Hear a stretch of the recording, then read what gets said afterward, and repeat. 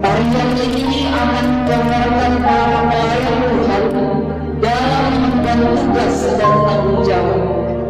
Banyak cobaan yang menghadap, akan tetapi cobaan yang datang silih berganti tidak akan menjadi penghalang bagi para misionaris atau pelayan dalam melaksanakan tugas panggilannya.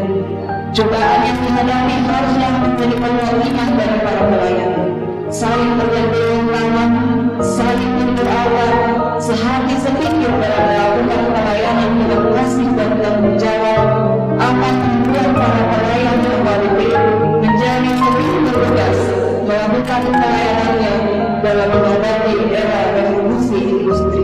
Untuk itu, mari kita saksikan karya dari mahasiswi Sekolah Tinggi Budaya HKBP.